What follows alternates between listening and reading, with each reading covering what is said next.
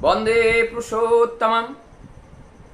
आज मैं डिस्कशन करूंगा किस तरह से जो अविश्वास हैं, संदेह हैं, यह हमारी जीवन को विस्तार में जाने से रोकती हैं। हमारी ये संदेह क्या है?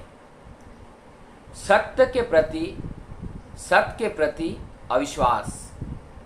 जो सत्य है वो तो चिरंतन सत्य है, और उस सत्य के प्रति जब हमारा विश्वास कम हो जाता है और तभी संदेह आती है। तो यहाँ पे दो चीज हैं। हमारे अंदर ये संदेह की प्रबलता कब ज्यादा आती है?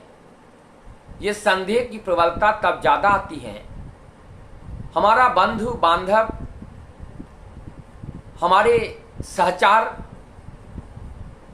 और हम जिसको अनुसरण करते हैं, अगर ऐसे व्यक्ति को हम अनुसरण करते हैं जो सत्य की राह पर नहीं चलते हैं, असत्य को आदर करते हैं, सत्य को अनादर करते हैं, ऐसे व्यक्ति जब हमारा मित्रता हो जाती है, ऐसे असत्य से जब हमारी मित्रता हो जाती है, तब जब जहां पे हमारा संदेह आता है और उस संदेह को और गहरा करने के लिए वो हमें मदद करती हैं, वो हमारे मित्रगण हमें मदद करती हैं।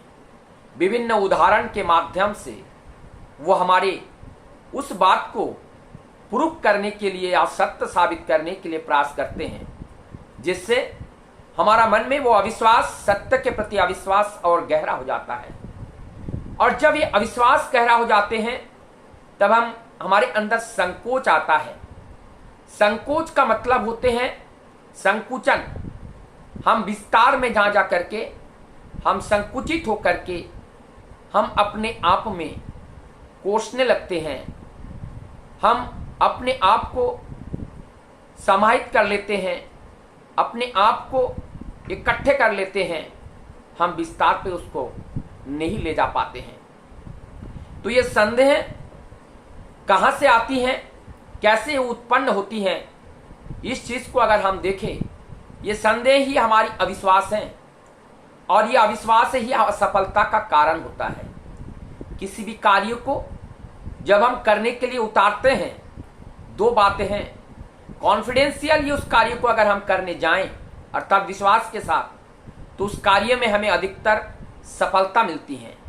और जहां पर हमारा कॉन्फिडेंस नहीं होती है, हमारा विश्वास नहीं होती है, तब वहां पे जाकर के हम असफलता का सामना करना पड़ता है। तो हमारी जीवन की सफलता, पहली सफलता वहीं पे है जहां हम विश्वास के साथ वहां पे अपने कदम रखें, और विश्वास के साथ जब हम कदम रखते हैं वहां पे हम जयी होते हैं। यहां पे विश्वास और अविश्वास को देखकर दो बातें मुझे याद आती हैं। जब इस भौतिक जगत को देखते हैं, और एक जगत है जो दिखाई चर्म चक्षु से दिखाई नहीं देता है।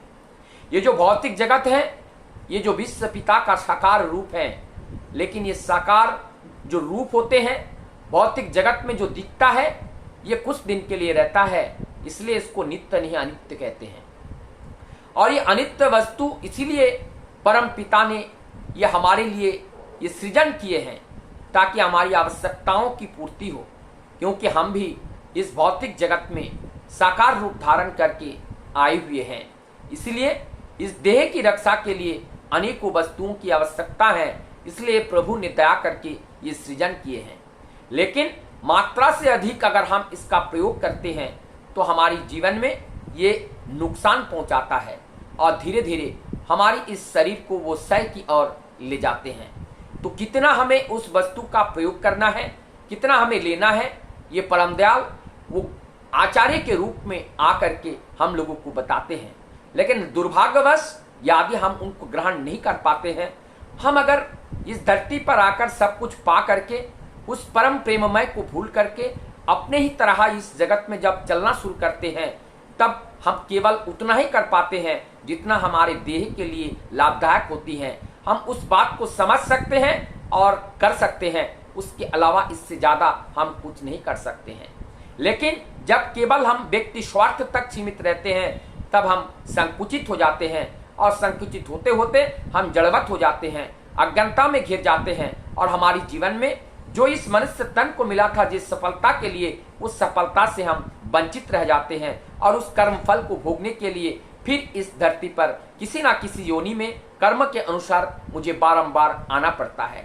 यदि इस बारंबार आने के चक्कर से अगर हम मुक्त पाना चाहते हैं तो परम पुरुष को जीवन में ग्रहण करके उनका अनुसरण करते हुए जब हम चलते हैं तब तो उस फल को हमें भोगना नहीं पड़ता है, परम पिता के इशारे से ही हमें इस दुनिया में आना होता है। तो हमें अगर विश्वास करना है, विश्वास के जो पात्र हैं, परम सत्य है, उस परम सत्य को ही जानना होगा, और जगत में जो अनित्य है, अनित्य का संग करना है, अनित्य का प्रयोजन जहाँ है वहाँ पे उतना ही उनको प्रयोजन में लेना है, लेकिन उनके साथ ज्यादा प्रेम और ज्यादा आसक्त नहीं होना है। जहां हम उनके साथ ज्यादा आसक्त हो जाएंगे, सत्य से हम दूर हो जाएंगे, हमारा जीवन में अधोगति आएगी, हमारी जीवन में अवनति आएगी, और हमारी जीवन में असफलता आएगा, और यही असफलता हमारे जीवन का दुख का कारण है। और इस दुख को भोगने के लिए बारंबार इस पृथ्वी में मुझे किसी ना किसी योनि में आना पड़ता है। तो विश्वास ही हमारे जीवन का सफलता की कुंजी है। आइए हम विश्वास करें, केवल परम सत्य को विश्वास करें, परम सत्य को जाने और सत्य के अनुसरण करें, और सत्य का निर्देश को जीवन में परिपालन करें। वही हमारा पूजा है, वही हमारा धर्म है, और ये धर्म ही कर्म होता है। और ऐसा सुकर्म जब करते हैं, निष्काम भाव से करते हैं, तो निष्काम कर्म का फल हमें भोगना नहीं पड़ता है। वो परम पिता की दया से जैसे वो चाहे वैसे हमें करने में वो सक्षम होते हैं। अब उनको करने का मौका हम जब देंगे तभी तो होंगे। तो ये करने का मौका देने के लिए हम उनके अनुसरण करते हुए चलना होगा, निष्काम कार्य में अपने जीवन को व्यतीत करना पड़ेगा, और इस जगत को अपना परिवार मानकर और सभी माता पिताओं के दुख दर्द कष्ट को दूर करने के लिए हमें प्रतिज्ञाबद्ध होना होगा। हमें संकुचित होकर केवल व्यक्ति एवं परिवार जीवन के लिए अपने को केवल सोचना नहीं है, हमें सबके लिए सोचना है।